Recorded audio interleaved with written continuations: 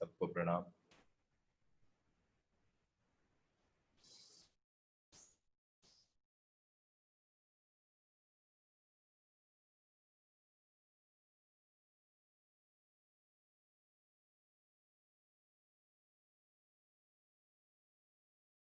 कहीं इधर उधर आज यात्रा करने की बिल्कुल आवश्यकता नहीं है।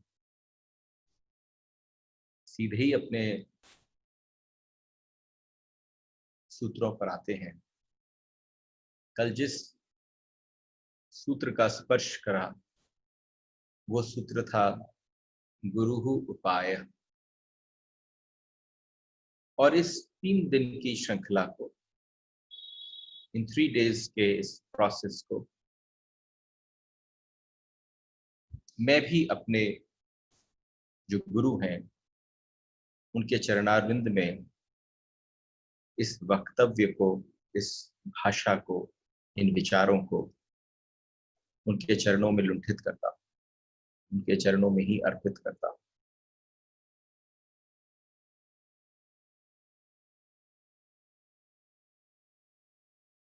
हमने बहुत सारे अर्थ निकाले हैं और जब शिव चर्चा करने के लिए उतरते हैं और हमारी तरफ कुछ उछालते हैं तो इस समय जो उन्होंने उछाला है वो बिल्कुल स्पष्ट और क्लियर कर देता है कि गुरु ही उपाय है। शिव ऐसा क्यों कह रहे हैं? देखिए, आज का दिन थोड़ा महत्वपूर्ण है। कल मैंने आप सबसे एक प्रश्न पूछा and received nearly 62 to 65 answers, और एक से एक बढ़कर, मतलब आप ये कह पाए कि वास्तव में जो संगत बैठकर इकट्ठी हुई है, they have definitely thought over it। हर प्रश्न में उस व्यक्ति का अपना भाव, उस व्यक्ति की अपनी सत्ता, उसका अपने से जो परिचय। और मैंने आज आपसे एक और बात कही, हो सकता है 5-7-10 मिनट हम आज समय, अगर ऐसा हुआ तो 5-7-10 मिनट बढ़ सकता है, लेकिन फिर भी I'll try to curtail it into the discipline that we have got।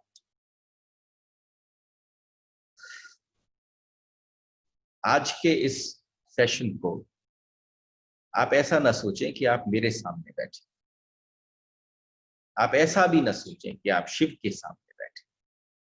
वैसे शिव के सामने और अपने सामने बैठना एक ही बात हो, लेकिन आप ऐसा समझें जैसे कि आप दर्पण के सामने बैठे।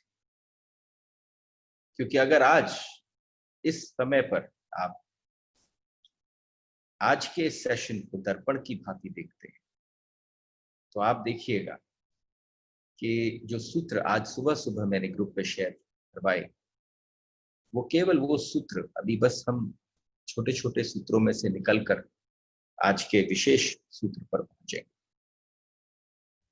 So it actually has to act as if you are sitting in front of a mirror। मजा किस बात का है कि आपको शिव चर्चा कर रहे हो और सामने प्रत्यक्ष आप ही दिख रहे हो। मजेदार बात है। हमें हमारे को दिखाता ही कौन है? हम तो उस आदमी से नफरत करने लग जाते हैं जो हमें हमारा असली चेहरा दिखा देता है। लेकिन आप समझना, ये असली चेहरा देखने के पश्चात आप शिव से और प्रेम करोगे। ये उनकी करुणा है आपके प्रति, और उस करुणा के ही सूत्रों में से हम प्रवेश करते हुए जा रहे हैं कि गुरुहु उपाय। तुम अपना उपाय खुद मत बन जाना, तुम अपना उपाय बन चुके हो, तुम अपने डॉक्टर बन चुके हो। दिक्कत इसी बात की है कि जैसे ही इलाज करना प्रारंभ करते हो तो आप अपने निज के, स्वयं के चिकित्सक बन चुके हो, और वास्तव में मानो तो आप ही गुरु बन चुके हो। और शिव कह रहे हैं गुरु ही उपाय है। तुम मार्ग प्रशस्त मत कर लेना, ही सेज। और हमारे साथ सबसे बड़ी दिक्कत क्या है, हम अपना उपाय क्यों बनते हैं? क्योंकि गुरु के पास जाने में आपके अहंकार को चोट लगती है। आप किसी के पास जाओ और उसके पास बैठकर आप केवल निर्झरित बहती हुई धाराओं में से उस अनंत सागर की सुगंध और उसकी रश्मियां और उसका आनंद अगर आपके ऊपर आ जाए तो उसके लिए आपको टोटल रिसेप्टिविटी में होना पड़ता है। लेकिन टोटल रिसेप्टिविटी का मतलब है कि पूरा तरह से समर्पित हो जाना। और ये एक बहुत बड़ी परेशानी खड़ी हो जाती है हमारे और सामने उस व्यक्ति के बीच में। और मुझे लगता है ये रिलेशनशिप जरा चुनकर, बड़ा विचार कर कर स्वीकार करना चाहिए। क्योंकि मैंने अधिकांश लोग देखे हैं दीक्षा लेने के पश्चात पछताते, गुरु बना लेने के बाद सोचते हैं, क्योंकि उन्हें लगता है उससे पहले जाने क्या क्या घट जाएगा। जिसके साथ घट रहा है उस व्यक्ति के साथ जाने क्या क्या घट गया, वो कितने आनंद में दिखते हैं। लेकिन आप अपने आनंद की खोज जो है वो बुद्धि के प्रयोग से मत करना, क्योंकि आपको गुरु आपकी बुद्धि नहीं दिलवा सकती। ये एब्सोल्युटली हृदयगत मामला है। पहले जीवित पुरुष को खोजना बहुत कठिन है। पता नहीं आप कितनी बार उसके अगल बगल से निकल चुके हो, पता नहीं कितनी बार आपको वो एक साधारण पुरुष, साधारण मनुष्य, थोड़ा सनकी सा भी दिखता होगा। एक आदमी एक जंगल की जैसे ही प्रवेश कर रहा था तो उसने कहा, बाहर ही एक पेड़ के पास एक महात्मा बैठे थे। महात्मा केवल अपने आनंद में बैठे थे। वो आदमी उसी समय जंगल में प्रवेश कर रहा था। उसने उन महात्मा से कहा, मैंने सुना इस जंगल में बड़े बड़े साधु, बड़े बड़े तपस्वी, बड़े बड़े महान गुरु वास करते हैं। मैं अपने गुरु की खोज में पहुंचा हूं, खोज में जा रहा हूं, ये मार्ग सही है? वो कुछ बोले ही नहीं। उन्होंने इशारा कर दिया, जाओ। और जैसे ही इशारा किया वो आदमी चल पड़ा और उन जंगलों में वो विचरण करता रहा। घनघोर जंगल था, उसने कोई ऐसी गुफा नहीं थी जहां उसने भ्रमण नहीं किया। वो जहां जहां पर पहुंचा उसको लगा यहाँ कोई मिलेगा, यहाँ कोई मिलेगा। लेकिन जब वो घूम फिर कर सब जगह पर, वो जंगल क्योंकि बिल्कुल भूल भुलैया जैसा था, एक दिन पुनः वापस आया। और जब वो सामने आया और उसको पुनः वही महात्मा उस पेड़ के नीचे उस निज आनंद में बैठे दिखे। और उसी समय वो इतना भटक चुका था, उस समय पता नहीं कौन सी हृदयगत ऐसी कोई अवस्था प्रकट हो गई कि उसने जाकर अपने आप को समर्पण किया। और उस समय उसके मन में उसे महसूस हुआ, इतनी बड़ी गलती हो गई, मैंने 20-30 वर्ष अपने जीवन के गंवा दिए। मार्ग में प्रवेश ही कर रहा था तभी गुरु मिल गए थे, और देखो मैं कहां कहां भटकता रहा। इसलिए तुम अपना उपाय मत बन जाना, क्योंकि किसी जीवित पुरुष को गुरु मानने में बहुत बेचैनी होती है। तुम अपने अहंकार को संभालते हो, वो तुम्हारे अहंकार को पिघला देता है। सबसे पहली चोट अगर कोई गुरु करता है, आपको पता है ये स्थान ऐसा है, और हम कभी आपस में जब बैठते हैं तो सब एक दूसरे को जानते हैं। एक कल स्मरण आया और एकदम मेरे चेहरे पर मुस्कुराहट ऐसी महसूस हुई मुझे। है यहाँ नहीं है और बहुत लोग आप उनसे परिचय होंगे। और स्वामी अखंडानंद जी के पास किसी ने उनसे दीक्षा ली, और दीक्षा लेने के पश्चात भाई परिवार के और जन भी उनके पास आ गए। तो जिसने पहले दीक्षा ली थी, उनके सबसे पहले दीक्षा के साथ ही उन्होंने उसी समय उनसे कहा कि हाँ भाई, बहन आ गई, भाई आ गए और भाभियां आ गई, सबने दीक्षा ली। जब सबने दीक्षा ले ली तो जिसने पहली बार दीक्षा ली थी वो बहुत घमंडी थे।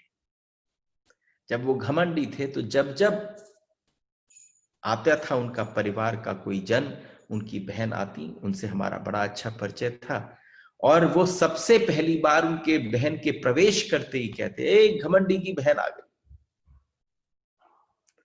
तो आप समझना कि गुरु बिल्कुल अंगारे का रूप हो, चोट कहां करे कि सीधे अहंकार पर करे।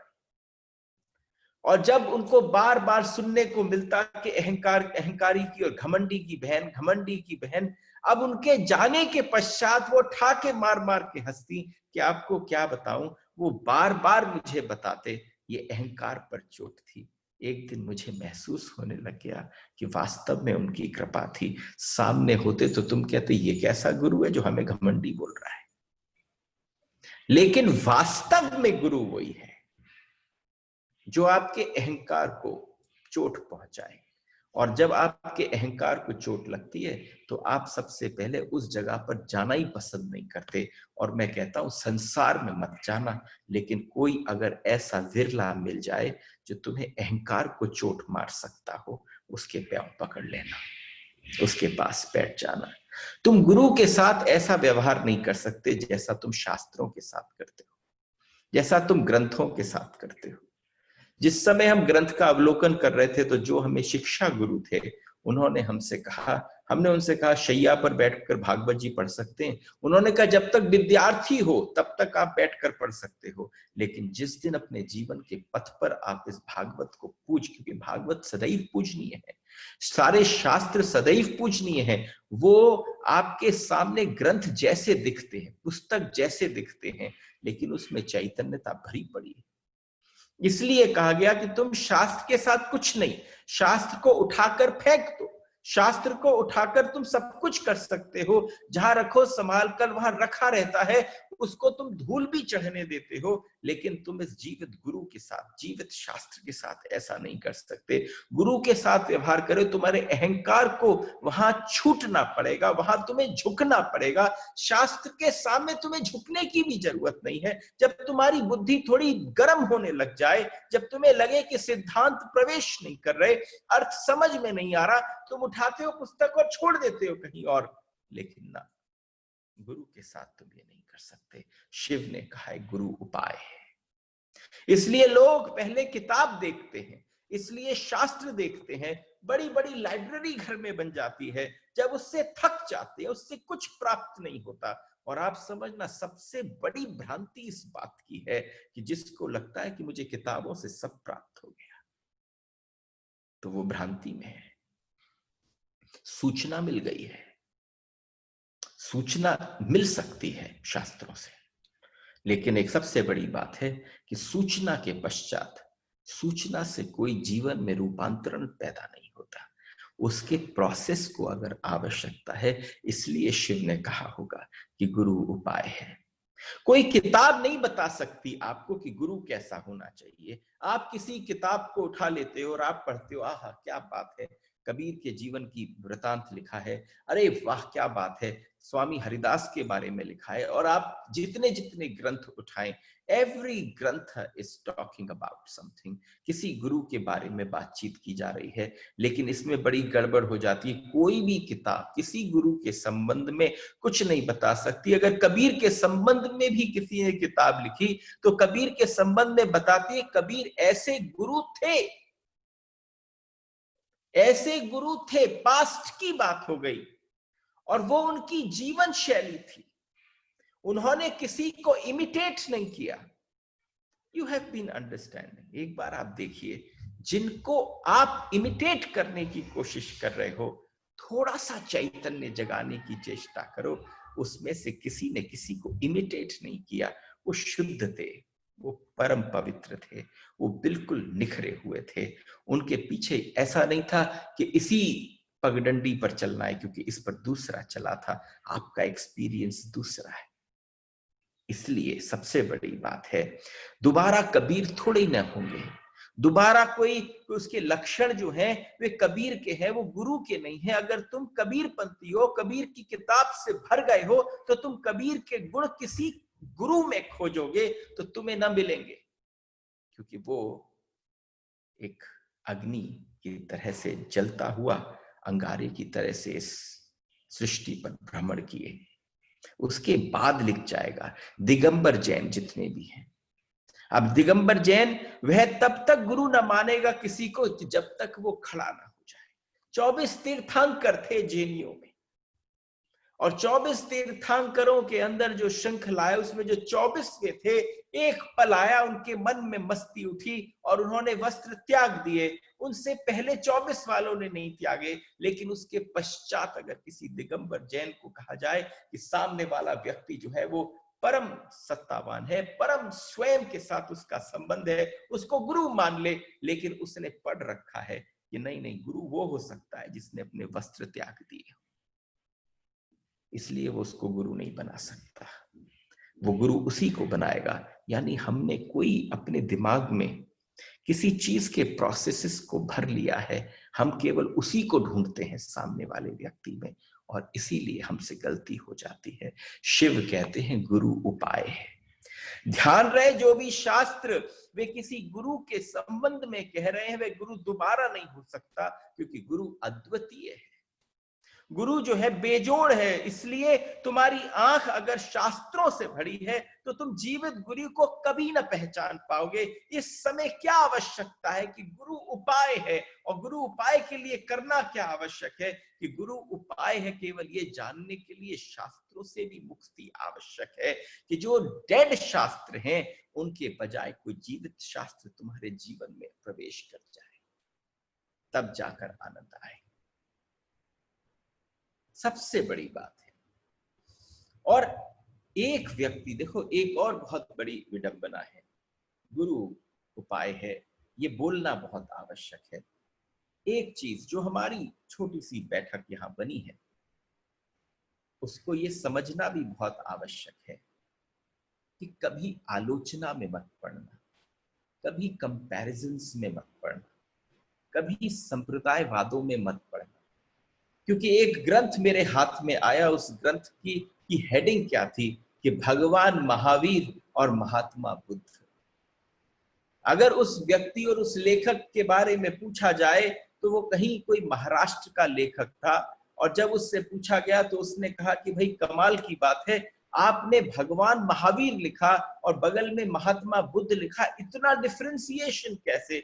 उसने कहा जो नग्न हो सकता है वही भगवान हो सकता है, और बात बाकी के जो वस्त्रों से ढके भरे परम ज्ञान के हो, लेकिन वो महात्मा थे। तो आप समझना, आपके मन ने अपने आप ही सबके लेवल्स बनाने प्रारंभ कर दिए, लेकिन आप इस आलोचना में ना पड़े। आप जिस समय पहली बार संबंध आए एक ही मापदंड रखें, कहीं आपको स्वयं के होने की अनुभूति प्राप्त होती हो, वो गुरु है। आपका परिचय जहां आपसे होता हो, आपके अंदर जितने भी शास्त्रों का कूड़ा करकट भर रखा हो, और किसी के सामने खड़े होने के पश्चात वो शास्त्र ऐसे पिघलने लग जाए, ऐसे बहने लग जाए जैसे कि कहीं कोई झरना बहता हो, और उस व्यक्ति के उस बहने के कारण आप सामने खड़े हो जाओ और आपको लगे अब कोई शास्त्र नहीं, अब यही शास्त्र है, वो गुरु है। क्योंकि वास्तव में अगर कोई गुरु है तो वो उससे जो बहेगा वो शास्त्र बन जाएगा।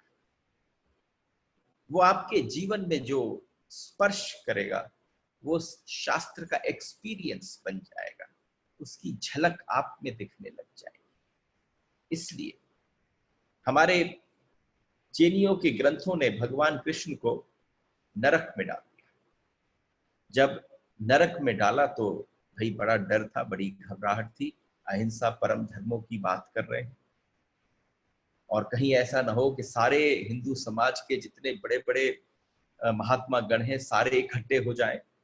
तो फटाफट उन्होंने उसका संशोधन भी किया, और संशोधन कैसा किया? संशोधन बड़ा अद्भुत था। उस संशोधन में लिख दिया कि जब अगला कल्प होगा जो पहले तीर्थंकर होंगे वो श्री कृष्ण होंगे। क्यों? क्योंकि उनकी अहिंसा परम धर्मों की जो फिलॉसफी है, जो उसका दर्शन है, उसमें कृष्ण फिट नहीं बैठ रहे थे। पर कृष्ण को नकारा भी नहीं जा सकता था। ऐसा व्यक्तित्व हम जिसको हम कहें कि ना आवेश अवतार, ना कोई। तो यहां जब जैनी धर्मों ने श्री कृष्ण को नरकवास दिया तो उन्होंने अगले कल्प में पहला तीर्थंकर भी भगवान कृष्ण को बना दिया, बैलेंस सद गया। इसलिए आपसे कह रहा हूं कि किसी प्रकार की आलोचना में ना पड़े। सबके एक्सपीरियंसेस अलग हैं, सबकी भाषाएं अलग हैं। आप जहां पर हैं ये देखें कि जीवित शास्त्र है कि नहीं। कहीं ऐसा तो नहीं है कि जिसके पास गए हो उसको देखने के लिए वो संसार में लिप्त हो, वो गुरु नहीं हो सकता। गुरु उपाय। इस कारण गुरु को खोजना हो तो शास्त्र को अलग रख देना पड़ता है। गुरु को खोजना हो तो किसी व्यक्ति की सन्निधि पाने की कोशिश करना, उसके सत्संग में बैठना, जल्दी ना करना। तुम्हें जब तक अनुभूति ना होनी प्रारंभ हो जाए, जब तक तुम्हें परम सत्ता के द्वार खुलते न दिख जाए, तब तक किसी भी प्रकार से ऐसा ना हो जाए। नापने खोजने का इंतजाम लेकर मत जाना, सीधे हृदय से जाना। वहां बुद्धि को बाहर छोड़ाना, जहां जूते उतारो उस जगह पर अपनी बुद्धि को फेंक कर आ जाना और तुम सीधे हृदय के साथ प्रवेश कर जाना। अगर तुमने बुद्धि बीच में आने दी तो हृदय का मिलन न होगा और तुम गुरु को पहचान न पाओगे। गुरु की पहचान केवल हृदयगत है, वहां बुद्धि का कोई लेन देन नहीं है। अगर उसने तुम्हारे हृदय को स्पर्श कर दिया, बात खत्म हो गई, फिर तुम्हें किसी चीज की आवश्यकता नहीं। और जिस समय उसने तुम्हारी हृदय को स्पर्श किया, तुम समझ लेना तत्क्षण वह चीज घट गई जिस चीज के लिए तुम्हारा जन्म हुआ है। गुरु उपाय है और गुरु उपाय के पश्चात ही हम दूसरे सूत्र पर प्रवेश करते हैं। शरीर ही हवि है, शरीर ही हवि है, गुरु उपाय है। शरीर हवि क्या है? हवन करते हो ना, हवन करते करते में आप क्या बोलते हो? स्वाहा। आपने कोई मंत्र बोला पंडित जी ने और आपने कहा स्वाहा।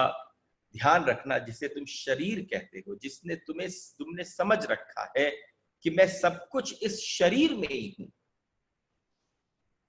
जिस भ्रांति में तुम जी रहे हो, यह शरीर हवि से ज्यादा कुछ भी नहीं।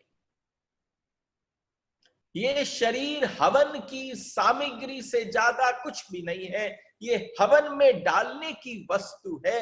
ये डिपेंड करता है कि वो हवन कैसा है। शिव ने दूसरा तुम्हारे ऊपर एक सूत्र डाला है, जरा एक बार इसको बुद्धि में रमण करने दो और जरा भीतर जाओ। जिस पर तुम जी रहे हो, जिससे तुम चल रहे हो, जिसको तुम सब कुछ मानते हो, जिसके लिए ये पूरा संसार फैल गया है, हमारी ग्रीड की कोई कमी नहीं रह गई। उस शरीर को क्या कहते हैं? शिव। अरे ये शरीर को जरा एक बार गौर से देख, ये तो हवि है। बाकी आहुतियां सारी व्यर्थ हैं जो आप इस यज्ञ में डालो। जितनी भी आहुतियां आपने डाली, आपने घी कहकर स्वाहा किया, आपने समिधा डालकर स्वाहा किया। अरे ये स्वाहा स्वाहा क्या है? अग्नि की पत्नी का नाम स्वाहा। आप जब स्वाहा कर कर डालते हो तो अग्नि बिना अपनी पत्नी के नाम के उच्चारण उस जीव में कुछ भी धारण नहीं करता। जब आपने स्वाहा स्वाहा कहा तो घी डालना बेकार है। अगर इस जीवन के इस भाव को प्रकट कर कर देखो, अगर इस जीवन को रूपांतरण करने को देखो और इस शरीर से अगर थोड़ा सा पीछे हट के देखो, तो आपको समझ में आएगा जिसको आपने सब कुछ समझ रखा है वो केवल सामग्री है। आपको क्या करना है? आपने घी डाला, आपने गेहूं डाल दिए, आपने सब डाला, आपको अपने को ही डालना पड़ेगा।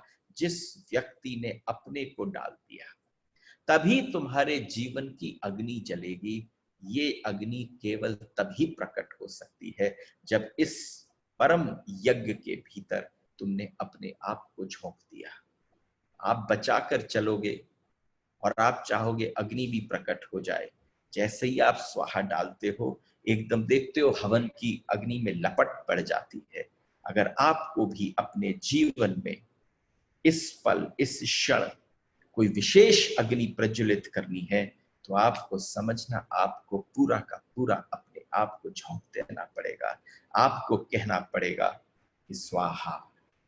वो स्वाहा वस्तु का नहीं होगा, वो पदार्थ का नहीं होगा, वो हवन सामग्री का नहीं होगा, वो स्वाहा आप स्वयं होंगे। हम अपने को कहां स्वाहा करते हैं? हम अपने को बचा कर चलते हैं, यज्ञ होते रहते हैं, लेकिन ये परम यज्ञ है।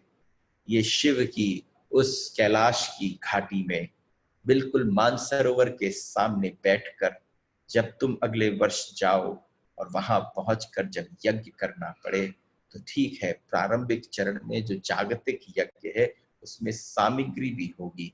मजा इस बात का होगा कि उस यज्ञ के भीतर आपने अपने आप को अर्पण कर दिया, फिर जो तुम निखर कर अग्नि के रूप में प्रकट हुए वही साक्षात है। इसलिए पूरे के पूरे अपने आप को दाव पर लगाना पड़ेगा। आप दाव पर नहीं लगे तो कोई आनंद नहीं आएगा। और शरीर हवि है, ज्ञान ही अन्न है। एक और सूत्र है इसके पश्चात कि ज्ञान ही अन्नम, ज्ञानम अन्नम। अभी आपने क्या सुना था कुछ दिन पूर्व? ज्ञान ही बंधन है। लेकिन जिस व्यक्ति ने गुरुहु उपाय, शरीर ही हवि, जिस व्यक्ति ने अपने जीवन में उपाय रूपी गुरु ढूंढ लिया, जिसने अपने आप को पूरा का पूरा उस हवन यज्ञ में झोंक कर अपने आप को अर्पण स्वाहा करना तैयारी कर ली, तो आप समझना उस व्यक्ति को जो ज्ञान प्रकट होगा वह ज्ञान ही अन्न है। वो ज्ञान ही अन्न है। अभी जो आप भोजन करते हो, जो भी आप अपने मुंह में डालते हो, वो भोजन किसका है? वो भोजन शरीर में जाता है, वो शरीर के लिए जरूरी है। बोध, ज्ञान, ध्यान, होश और अवेयरनेस जो है वो आत्मा का भोजन है। अभी तक तुमने केवल अपने शरीर को खिलाया है, तुम्हारी आत्मा भूखी तड़प रही है। इस समय ज्ञान ही अन्न है। और वो ज्ञान किस बात का? कि अगर आपका बोध उठ जाए, आपकी प्रज्ञा खड़ी हो जाए, आप स्थित प्रज्ञ हो जाओ, आप अवेयर हो जाओ, आप होश में जागृत हो जाओ। जिस व्यक्ति ने अपने आप को ज्ञानम अन्न, जो ज्ञान आवश्यकता है, जिससे आत्मा पोषित होती है, अगर उस ज्ञान को आत्मा को खिला दिया, तो समझना उस व्यक्ति के जीवन में घटेगा ज्ञान ही अन्न है। ज्ञान ही अन्न है। आपका होश ही आत्मा का भोजन है। आप बेहोश हो और आप समझना बेहोशी में आप खा रहे हो। ऐसा थोड़ी ना होता है कि बेहोश पड़ा हो आदमी, कोमा में भी आदमी पड़ा हो तो भी नलियां डल जाती हैं चारों तरफ, फिर भी वो शरीर भोजन ले रहा होता है। लेकिन यहाँ पर आत्मा के भोजन की बात है। ज्ञान अन्न है आत्मा का। तो जितने तुम जागृत हो सको, ज्ञान पूर्ण हो सको। ज्ञान का मतलब पांडित्य नहीं है, ज्ञान का मतलब होश। पांडित्य वाले ज्ञान को कभी ज्ञान नहीं कहा गया, उसकी श्रेणी अलग कर दी गई। परम ज्ञान क्या है? कि होश है। जितने तुम जागृत हो सको, जितने तुम तुरीय अवस्था में हो सको, तीनों अवस्था जागृत, स्वप्न, सुषुप्ति को पीछे छोड़कर आ सको। आप देखो शिव की यात्रा में कोई भी चीज ऐसी नहीं है कि घट गई। बार बार पीछे का एक एक सूत्र आपके सामने आ जाता है। ज्ञानम अन्न क्या है? कि वही तुरीय अवस्था है, वही तुर्या है। तुर्य जितना तुम में सघन हो सके, तुम जितने होशपूर्ण हो सको, तुम जितने विनयपूर्ण हो सको, तुम जितने विवेकपूर्ण हो सको, वही होश है, वही तुम्हारे आत्मा की जीवन धारा है। तभी आत्मा दौड़ेगी। तुम आत्मा करीब करीब सूख गई। तुम्हारी जो आत्मा है वो करीब करीब सूख गई है। उसको तुमने भोजन नहीं दिया, वो भूखी मर रही है। उसको भोजन देने की आवश्यकता है। थोड़ा होश जगा।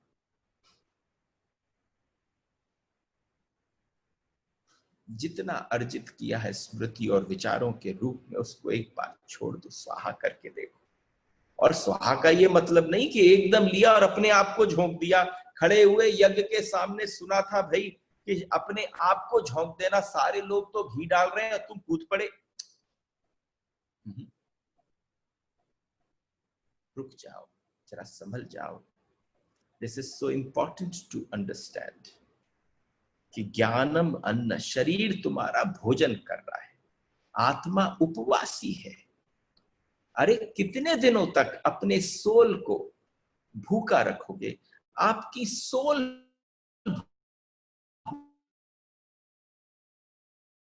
भूखी है, और जब आपकी सोल भूखी है, नहीं है, तो पूरा ध्यान शरीर पर है। आप शरीर को सजा रहे हो, शरीर को खिला रहे हो, शरीर पर ही सारा ध्यान है, और शरीर ही तुम्हें इधर उधर छका रहा है। ज्ञानम अन्न, लेकिन जरूरी नहीं कि तुम शरीर को भूखा मारो। शरीर को खिलाओ, जो आवश्यकता है शरीर को उसकी जरूरत दो, और आप देते हो, लेकिन तुम्हारे जीवन की सारी चेष्टा जो है वो उस पर केंद्रित न हो जाए। ज्ञान ही अन्न है, विद्या के संहार से स्वप्न पैदा होते हैं। ये आखिरी सूत्र है जो आपके साथ पहले शेयर किए। सूत्र है, ज्ञान ही अन्न है और विद्या के संहार से, विद्या के संहार से स्वप्न पैदा। स्वप्न पैदा कैसे? आप जो जीवन में सपने देखते हैं, वो उनके पैदा होने का कारण क्या है? Because there are a lot of people sitting here who've told me that they don't dream, but there is no one who does not dream. आपको सपने स्मरण नहीं रहते, आप इतनी तंद्रा में पहुंच जाते हैं कि सपने ऊपर से घट जाते हैं, वो आपकी पकड़ में नहीं आते, दिखते नहीं है, या स्मृति ऐसी है कि वो स्मृति की पकड़ में ना आए। और अगर यह ज्ञान तुम्हारे भीतर न गया, अगर यह ज्ञान तुम्हारे भीतर न गया, तुम्हारे भीतर की ज्योति को ईंधन न मिला, तो फिर तुम्हारे जीवन में जो पैदा होगा उसको हम स्वप्न कहते हैं। वो स्वप्न है जब तुम्हारे भीतर ज्योति का ईंधन न पहुंचा, और जब वो पहुंच जाता है तो आपके स्वप्न विगलित भी हो जाते हैं। नहीं पहुंचता उसका कारण स्वप्न है। जब तुम्हारे जीवन में वासनाएं पैदा होती हैं, जब तुम्हारे जीवन में अंधेरे में भटकता है, तब तुम कल्पना में जीते हो, तब तुम तृष्णा में जीते हो।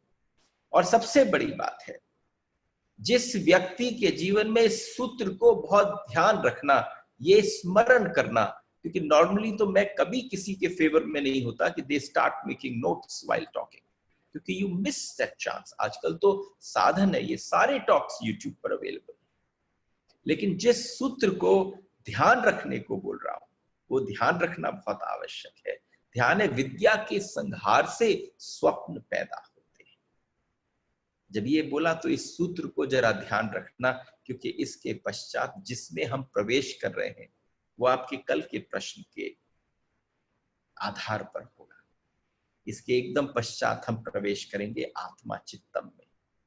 तुम्हारे भीतर ज्ञान नहीं होता जब तक, आत्मा जागृत नहीं होती, तो तुम सपनों में खोते हो, अतीत भविष्य सब हो जाते हो, वर्तमान ना कुछ, वर्तमान ही सब कुछ है। जैसे जैसे तुम जागोगे, जैसे जैसे तुम्हारी जागृति होगी, वैसे वैसे अतीत कम, भविष्य कम, वर्तमान ज्यादा हो जाएगा। ये सूत्र याद रखना, ये स्मरण कर लेना इसको। जैसे कोई, मैं कभी कभी किसी से कहता हूं कि कोई आपके छोटे बच्चे हो तो उनकी टेबल पर एक श्लोक लिख देना, दुशीलो मात्र दोषेन मात्र पितृ दोषेन मूर्खता। लेकिन यहां पर यह सूत्र याद रखना, क्योंकि आज का जो दिवस है,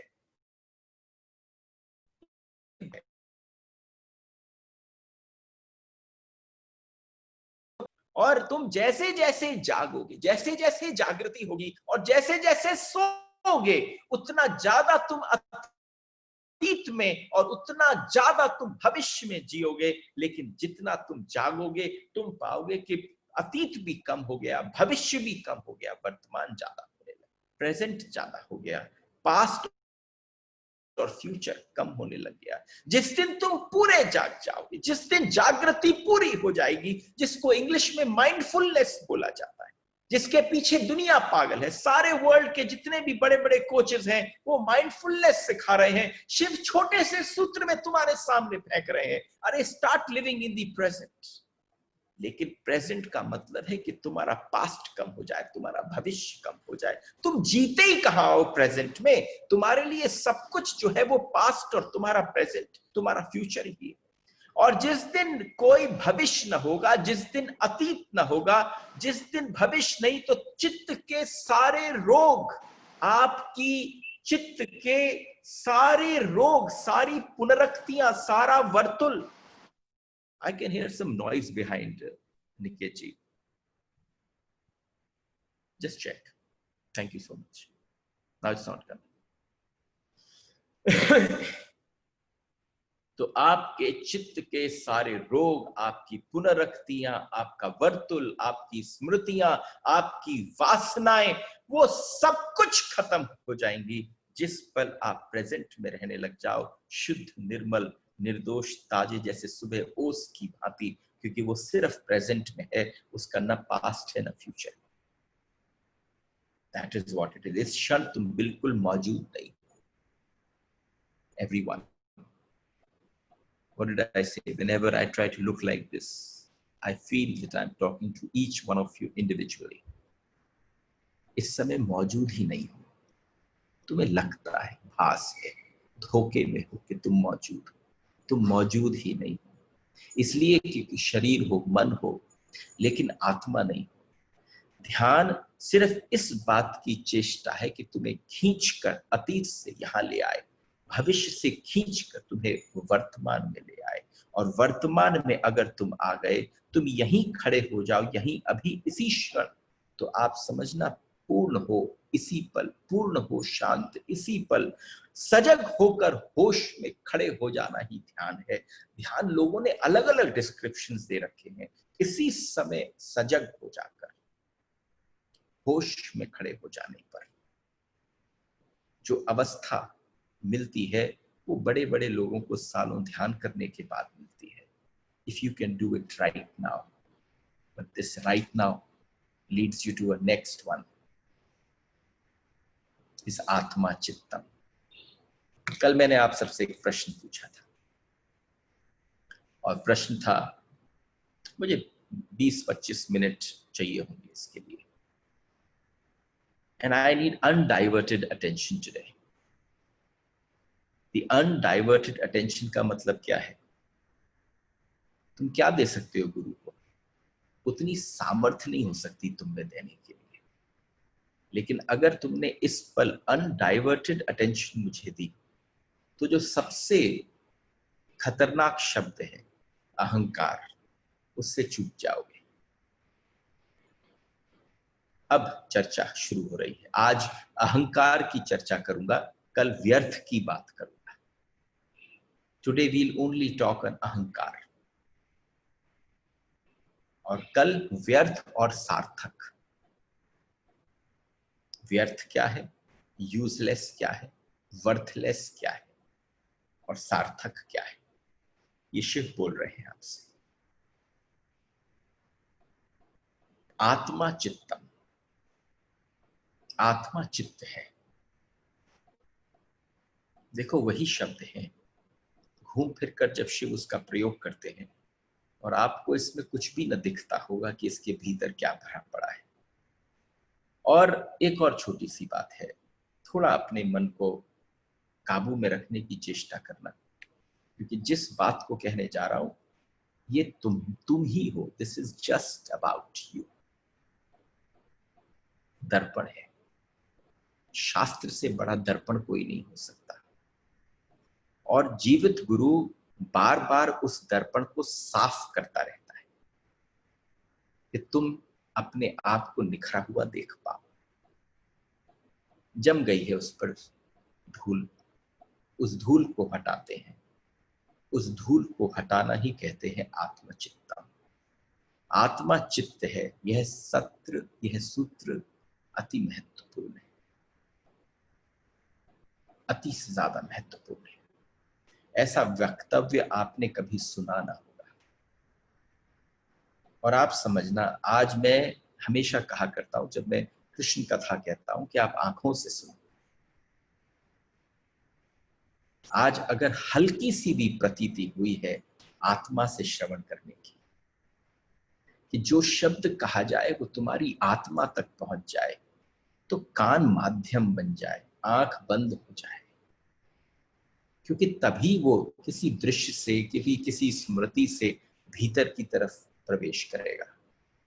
and I have literally planned that this should be as a gift to you today. एक और बात कहनी है बिफोर आई स्टार्ट। इसके सुनने के पश्चात जब आपका संवाद मुझसे हो तो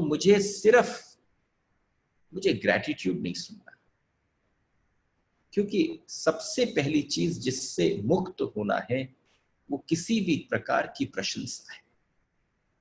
प्रशंसा पॉइजन है। आप इस अनुभूति को लेकर रह पाओ, ये प्रसाद होगा मेरे लिए जो शिव ने मुझे सौंपा और आगे सरका दिया गया। तो आत्मा चित्त है, अति महत्वपूर्ण है।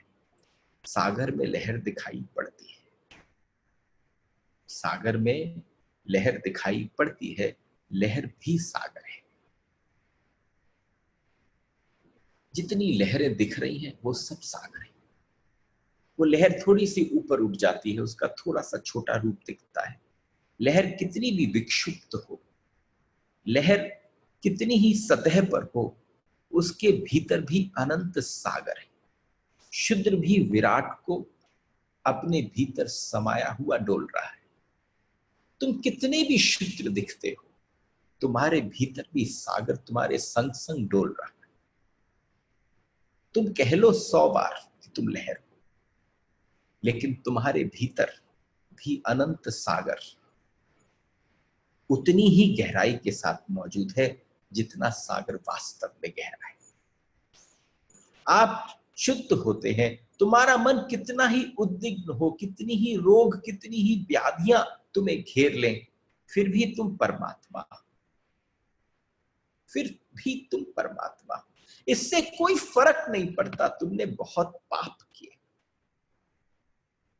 इससे बिल्कुल फर्क नहीं पड़ता कि तुमने बहुत पाप किए हो। I am repeating it. क्यों? पाप की चिंता पापियों को होती है। जो पापी है उसको पाप दिखते हैं। अगर कहीं तुम्हें किसी भी जगह पर पाप दिखे तो तुम समझ जाना पहले तू पापी है, क्योंकि पुण्यवान को तुम्हारे पाप से कोई मतलब नहीं है। जैसे ही तुम्हें दूसरे का पाप दिखता है तो तुम पुण्यशाली कभी नहीं थे। जो पुण्य है उसको पाप से कोई मतलब नहीं है। पुण्यवान उस स्थिति में है, दृष्टि तुम्हारे पाप पर न, उस अवस्था में भी तुम्हारे पुण्य पर जाती हो। तुम कितने भी छोटे हो, कितने भी शुद्ध हो, लेकिन विराट सदैव तुम में वास करता है। ये बहुत महत्वपूर्ण है, समझ लेना। आत्मा चित्तम का अर्थ है तुम्हारी चित्त तुम्हारी आत्मा की ही परिणति है। तुम्हारा चित्त ही तुम्हारी आत्मा की परिणति है।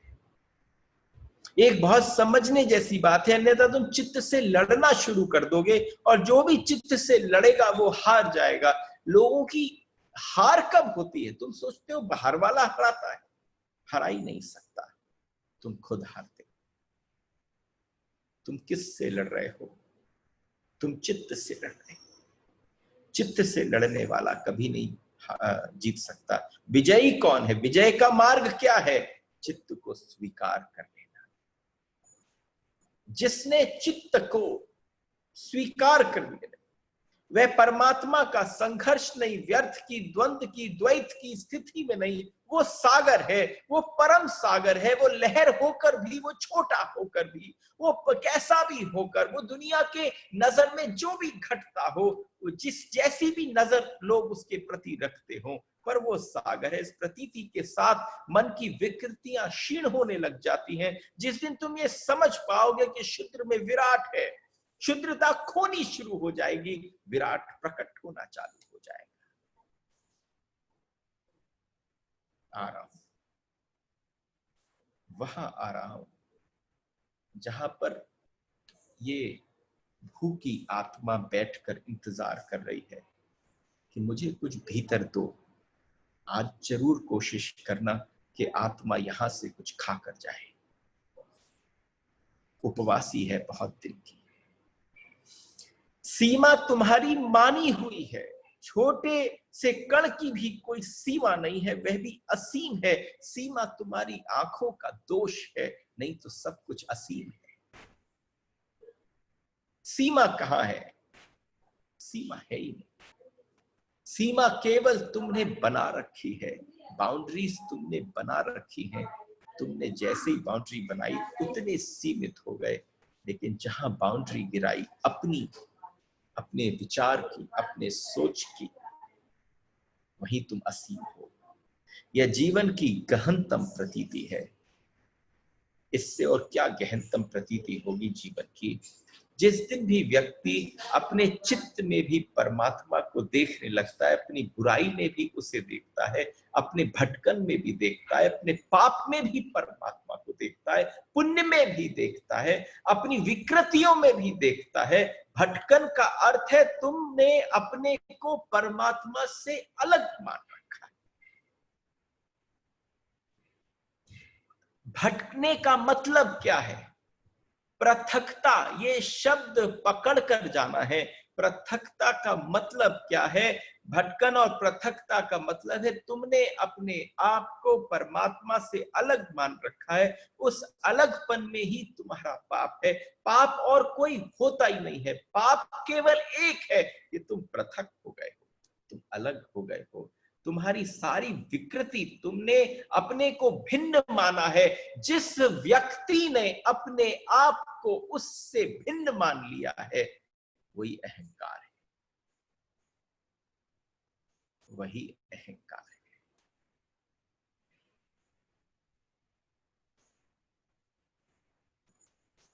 पृथकता ही अहंकार है।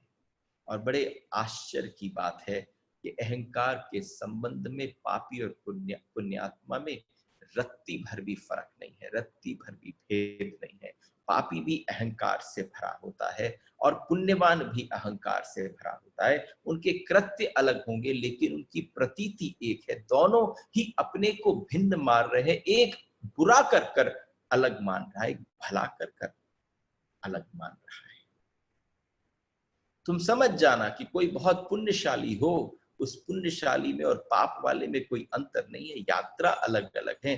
दोनों अपने को बुरा मान रहा है वो पापी है, जो अपने को भला मान रहा है वो साधु बन गया है। मान दोनों रहे हैं, अहंकार दोनों जगह मौजूद है,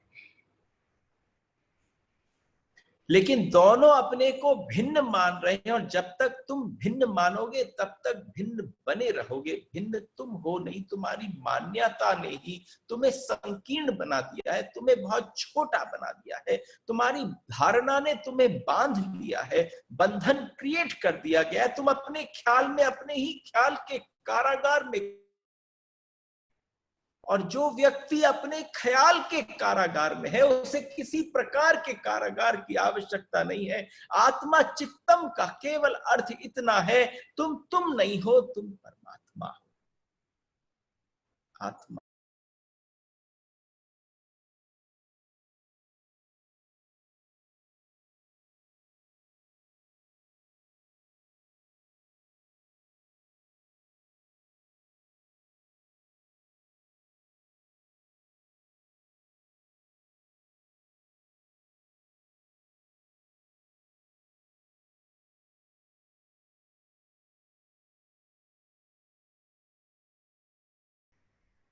Can everybody hear me, please? हाँ जी, we can hear you. Okay. It's all from my side. Some drop in the internet connection. तो आत्मा चित्तम, निकेत जी मुझे लगता है हमें 10 मिनट एक्स्ट्रा चाहिए होंगे, ठीक है? हाँ जी, नो प्रॉब्लम। आत्मा चित्तम, इसका अर्थ है कि तुम नहीं हो, तुम परमात्मा। आत्मा चित्तम का अर्थ ये है, तुमने जिसको अपने आप को तुमने शुद्र मान रखा है, तुमने बहुत छोटा मान रखा है अपने आप को, लेकिन परमात्मा तुम्हारे भीतर बैठा है। तुम बड़े विराट से जुड़े हो, तुम छोटी लहर नहीं हो, तुम सागर हो। इस विराट की प्रतीति तुम्हें हो जाए तो अहंकार खो जाए। जो पृथकता है तुम्हारी परमात्मा के साथ, जो पृथकता तुम पल पल संभाल कर चलते हो, वो अहंकार है। मैंने सुना एक हठयोगी मरा और मरकर वो स्वर्ग पहुंचा, स्वर्ग का द्वार खुला था, पहरेदार बाहर खड़ा था, उसने एकदम उस हठयोगी को प्रवेश करते का स्वागत है, आइए आइए आइए आइए। हठयोगी थोड़ा सा ठिठक गया और हठयोगी जैसे ही ठिठका तो उसने कहा, अगर ऐसा स्वर्ग में सभी का स्वागत हो रहा है, क्योंकि न तुमने पूछा पता, न पूछा ठिकाना, न पूछा तू कौन, बस प्रवेश करा लिया, न तुमने पूछा क्या कहां से आए, सीधा स्वागत है, अरे गहरे नथु गहरे सबको तुम प्रवेश करा रहे हो, अरे न आरक्षण, न रिजर्वेशन, न किसी प्रकार की कोई पूछताछ। तो वो हठयोगी था, स्वर्ग पहुंचने के बाद थोड़ा ठिठक गया और उसने कहा अहंकार, ये अहंकार पुण्य से भरा था, उसने कहा ये स्वर्ग मेरे लिए नहीं हो सकता जो कोई ऐरा बेरा नथु गहरा सबरे प्रवेश कर जाए। हठयोगी था, ये अहंकार किससे भरा था? ये अहंकार पुण्य से भरा था, पाप से नहीं था। साधना की है इसने अपने बड़ी सिद्धियां पाई हैं, लेकिन सारी सिद्धियां व्यर्थ हो गई, सभी सिद्धियों ने अहंकार को भर दिया और ये असिद्धि हो गई। लेकिन जो ये अहंकार था, ये पुण्य से भरा हुआ दिखता है। पाप से भरे हुए भी अहंकार होते हैं, लेकिन पाप से हो चाहे पुण्य से हो, दोनों से अहंकार भरते हैं, इनमें कोई फर्क नहीं है, दोनों में अहंकार मौजूद है। बर्नार्ड शॉ को नोबेल प्राइज मिला और एक यूरोप में एक ऐसा क्लब था जिस क्लब के अंदर 100 लोग वही मेंबर्स बन सकते थे जो दुनिया में अलग अलग स्थानों में जिन्होंने बहुत बड़ी ख्याति, बहुत बड़ा नाम कमाया हो। सिर्फ 100 मेंबर्स, चुनिंदा 100 लोग पूरी पृथ्वी से। उन लोगों ने जाकर कहा बर्नार्ड शॉ को, जब उनको नोबेल प्राइज मिला, that we'll be delighted, we'll be honored to have you as a member। तो बर्नार्ड शॉ ने उसी समय तिरस्कार कर दिया, मैं तो उस क्लब का मेंबर बनना चाहूंगा जो मुझे मेंबर बनाने में उत्सुक ना हो। इसका मतलब जो मुझे उत्सुक है बनाने में, उससे मैं बड़ा हो गया, क्लब छोटा हो गया। हम अहंकार को भरने के अलग अलग तरीके ढूंढ लेते हैं। हमेशा अहंकार थोड़े दुर्गम को खोजता है, सरल से अहंकार नहीं भरता, कठिन को खोजता है। जीवन बहुत सरल है, इसलिए अहंकार जीवन से वंचित रह जाता है। परमात्मा अति सरल है, इसलिए परमात्मा से ज्यादा सरल इस ब्रह्मांड में कुछ भी नहीं है।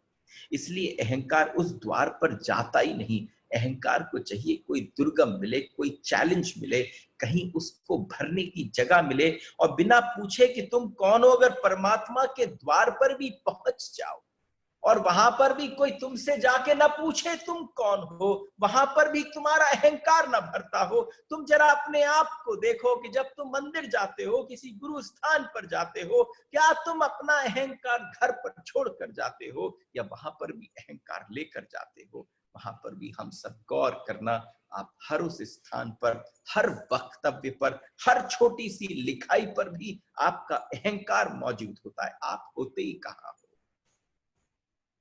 आप दिखते ही नहीं। तो वह सारा का सारा द्वार, जो भी जगह जहां पर पहुंचा, जो परमात्मा के द्वार पर भी पहुंच जाए और वहां ले जाकर अपने अहंकार को लेकर जाए, तो वहां पर भी तुम संसार, तुम उस द्वार पर ही खड़े हो। तुमने अपनी पीठ की है तो अपने ही कारण करी, कोई रीजन नहीं है तुमने अहंकार की तरफ पीठ करी, कोई कारण नहीं, तुम्हारा तिरस्कार नहीं किया। तुम अगर आंख बंद किए हो, द्वार तुम्हें दिखता ना हो, तो अपने कारण नहीं दिखता।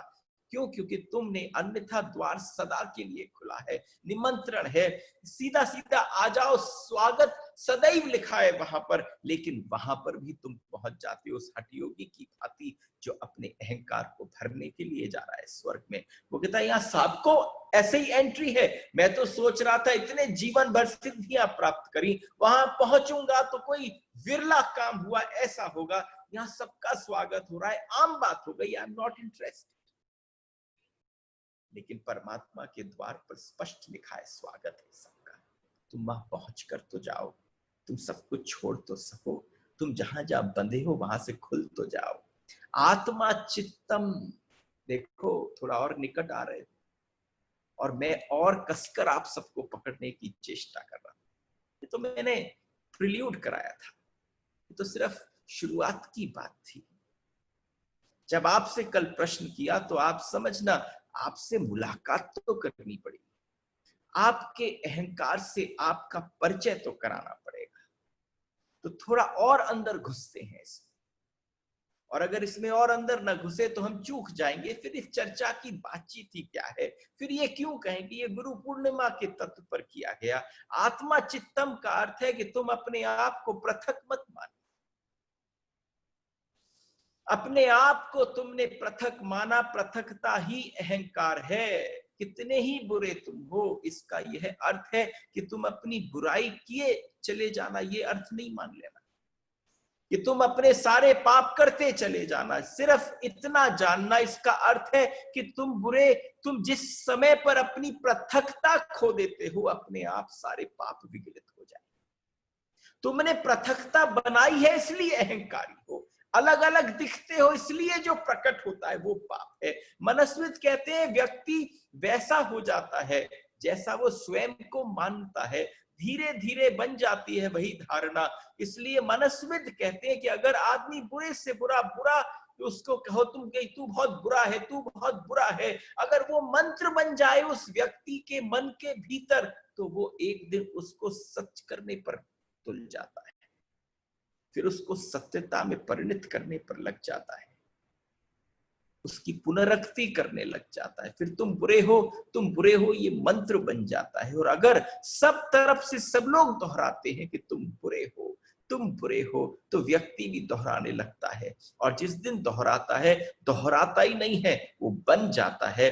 वो सबकी अपेक्षा को पूरी कर देता है, उनकी सारी इच्छाओं की पूर्ति कर देता है, उसको सिद्ध करने की कोशिश करता है।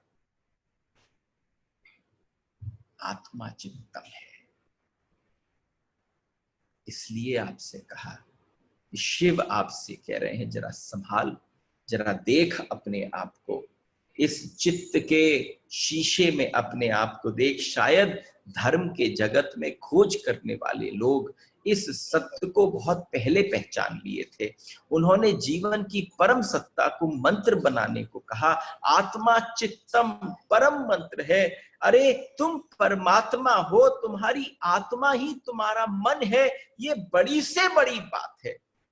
तुम बड़ी से बड़ी बात किसी और चीज को मानो, मैं इसको शिव तत्व में सबसे बड़ी बात मानता हूं कि जिस समय कहा कि तुम्हारे संबंध में कही जा सकती और ये तुम्हारा मंत्र बन जाए, और अगर तुम्हारा मंत्र बन जाए कि आत्मा चित्तम है, तुम परमात्मा हो, उस बार बार की निवृत्ति हो जाए, उसका वर्तुल प्रविष्ट होने लग जाए, तुम उसको स्मरण करने लग जाओ, तुम उसको जीने लग जाओ, तो आत्मा चित्तम है, तुम परमात्मा हो। तुम्हारे रोए रो में समा जाए उसकी झंकार, तो तुम पाओगे जो तुमने सोचा वो होने लगा, जो तुमने चाहा वो प्रकट होने लगा। या तुम्हारे इतर धर्म की शुरुआत तुम नहीं हो, परमात्मा है। जो धर्म की शुरुआत है वो आपसे नहीं है, वो तुम नहीं हो जिसको मान रखा है, वो परमात्मा है। ये सूत्र से होती है, माना कि सोए हो, माना कि बहुत अर्थों में बुरे हो, माना कि तुमसे बहुत भूल चूक हो गई है, लेकिन इस स्वभाव में कोई फर्क नहीं पड़ता। निर्मलता तुम्हारा केवल स्वभाव है। तुम कितने ही बुरे हो, इस बात का स्मरण आ जाए कि मैं परमात्मा हूं, तो सारी बुराई कट जाती है। तुम्हारी पृथकता अलग हो गई, तुम्हारी पृथकता के अलग घटते ही पृथकता गई, अहंकार विगलित। तुम पृथक हो, सबसे बड़ी बात है, तुम्हें एक एक कर बुराई को काटना नहीं है, तुम्हें एक एक कर एक एक पाप को नहीं कटाना। अगर ये तुमने कोशिश करी तो कितने जन्म लग जाएंगे, क्योंकि तुमने बुराइयों का जो फसल है वो बहुत बड़ी कर रखी है, उसको काटते काटते हजारों वर्ष लग सकते हैं। तुम्हें उसकी जरूरत नहीं है, केवल एक ही काम करना है, कुछ ना करना हो। इसलिए केवल ये है कि तुम अपनी पृथकता को छोड़ दो, तुम अपने अलग होने को, आई एम डिफरेंट, तुम उस पृथकता से उस पृथकता को परमात्मा में लीन कर दो, बात अलग। इसलिए तुम पुण्य भी करते हो, वो भी पाप जैसा हो जाता है। तुम कहीं मंदिर का निर्माण भी करते हो, तुम उस निर्माण में भी परमात्मा की बात आ गई, परमात्मा का विग्रह वहां स्थापित हो गया। लेकिन ना, जरा गौर से देखना, आपके मंदिर निर्माण में भी आपका अहंकार एस्टैब्लिश्ड हो जाता है, ये मैंने बनाया। मैंने कभी कोई व्यक्ति नहीं देखा जिसने मंदिर बनाया और उसको अहंकार न हुआ। आपने परमात्मा के काम को भी किया और आपने अहंकार को अपना एक अहंकार की मूर्ति प्रकट कर ली, एक अहंकार की बिल्डिंग प्रकट कर ली। तो सबसे बड़ी बात है अहंकार से विकलित होना है। सबसे बड़ी बात, तुम्हारा अहंकार जो है वो, तुम्हें पता है तुम्हारा अहंकार कहां से पैदा होता है? तुम्हारा अहंकार इस समष्टि में जिस पल मैं आता है वहां से प्रकट होता है, और जैसे ही सब पर पहुंचता है वहां विगलित हो जाता है। तुम्हारा प्राकट्य, मैं उन सब लोगों को नमन करना चाहता हूं जिन लोगों ने कल बहुत ही सुंदर सुंदर उत्तर दिए। एक किसी व्यक्ति विशेष का नाम लेने की भी आवश्यकता नहीं है। आप सब लोगों को प्रणाम है, क्योंकि आनंद इस बात का है जिसके बीच में संवाद हो रहा है। आपस में जो हम लोग बैठे हैं, तो पता चल जाए कि किसी को अनुभूति है उस बात की कि वो क्या सुनने जा रहे हैं। आपका अहंकार कहां से प्रकट होता है? आपकी पृथकता से पैदा होता है, आपकी भ्रांति से पैदा होता है। आपकी भ्रांति जो है वह अहंकार की जननी है, पृथकता उसका पिता है। जिस पल, जिस क्षण तुम तो परमात्मा से पैदा हो, तुम्हारा अहंकार कहां से पैदा हुआ? तुम ही ने निर्मित कर लिया, और कभी तुमने अपने अहंकार को गौर से देखा भी है? ये प्रतिबिंब है, ये तुम्हारा शीशा सामने प्रकट कर रहा। जरा गौर से देखना अपने आप को कि क्या आपने अपने अहंकार को गौर से देखा है। अगर एक बार आप गौर से देख लो तो तुम समझ जाओ सभी सोचते हैं, लेकिन उससे उससे ऐसा नहीं होता कि कोई परिवर्तन हो जाए। तुम अहंकार देखते ही नहीं हो, तुम्हें अहंकार दिखता ही नहीं है। बड़े से बड़े अहंकार भी दीन से दीन होता है। ये आपके विषय में बोल रहा हूं। Everyone who's sitting here, everyone who will hear in future, बड़े से बड़ा अहंकार दीन से भी दीन होता है। क्यों? क्योंकि बड़े से बड़ा अहंकार नपुंसक होता है। बड़े से बड़ा अहंकार नपुंसक है, उसमें कोई ऊर्जा नहीं है।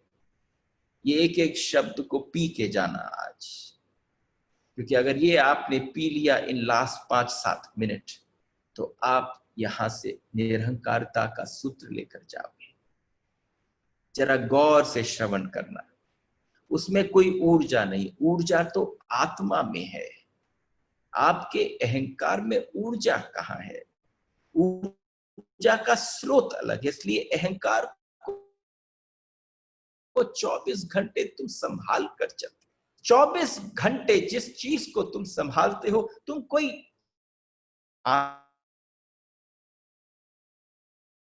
अंचल संभालते हो, तुम कोई वस्तु अहंकार को संभालते हो। वे अपने पैर पर खड़ा भी नहीं रह सकता, उसको तुम संभालते हो। वो जिसकी वजह से खड़ा है उसकी तरफ निगाह भी नहीं जाती। उसे और पैर हम उधार में देने पड़ते हैं, क्योंकि उसके पैर नहीं है। वो कभी पद का सहारा लेता है, कभी धन का सहारा लेता है, वो कभी अहंकार पुण्य का सहारा देता है। कुछ न बने तो पाप का सहारा लेता है, लेकिन अहंकार अपने पांव पर खड़ा नहीं हो सकता।